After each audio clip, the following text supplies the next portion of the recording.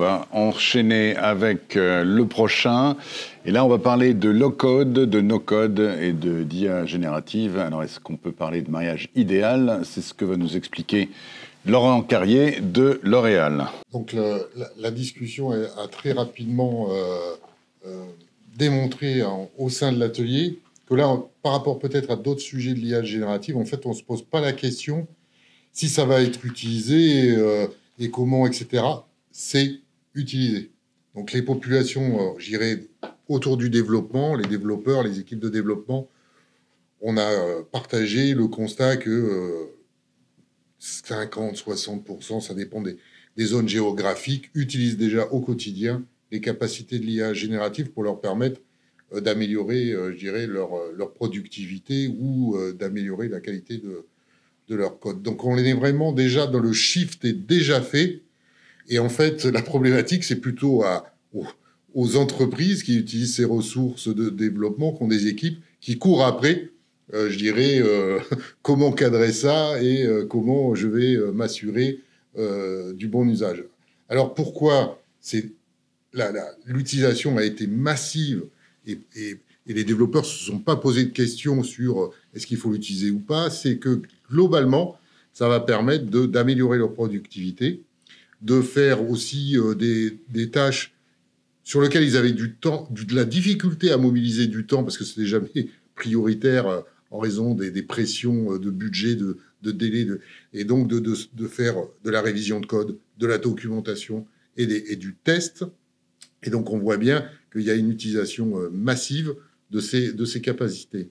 Alors, quand on revient aussi au sujet quand même de l'atelier qui était IA générative et low-code, en fait, il y a une espèce d'hybridation, un mariage entre les deux. Alors, des fois, peut-être pour le meilleur et pour le pire, on en reparlera après. Et on voit quand même pareil, le contexte qui fait que la plupart des grands éditeurs de solutions low-code ne se posent pas la question et vont proposer, les annonces tombent en bêta, en preview, en general availability.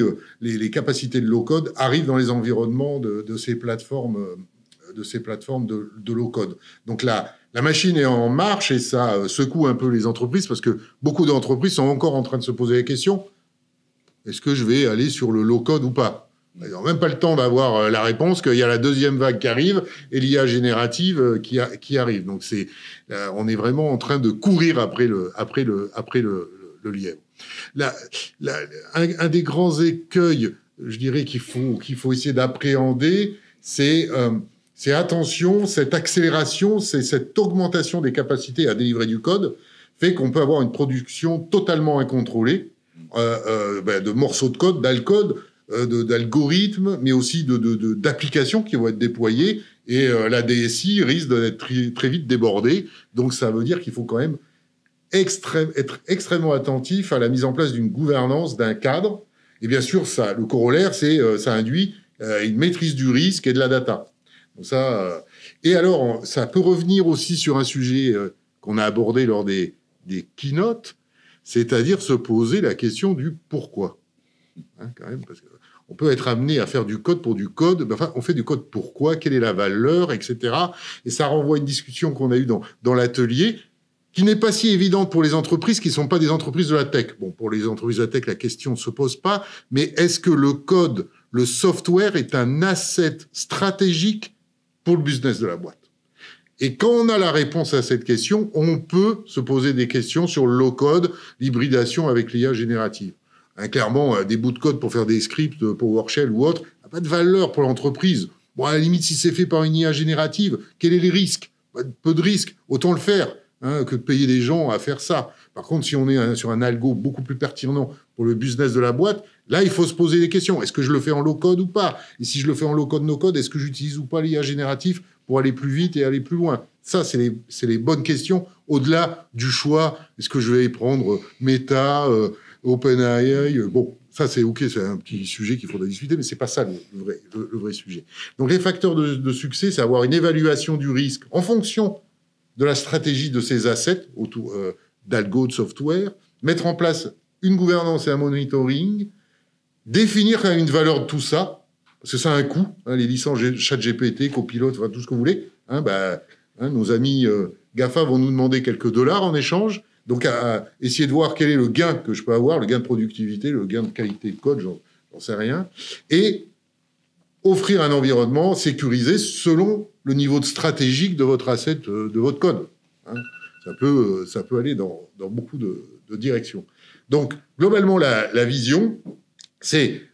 Faut pas se poser de questions à 1 an, machin. La vision, les développeurs l'utilisent déjà. Donc, le message que j'adresse à mes collègues et membres de l'IA, de l'IMA, ben, allez-y, maîtrisez cet usage, encadrez-le. De toute façon, vous n'avez pas le choix.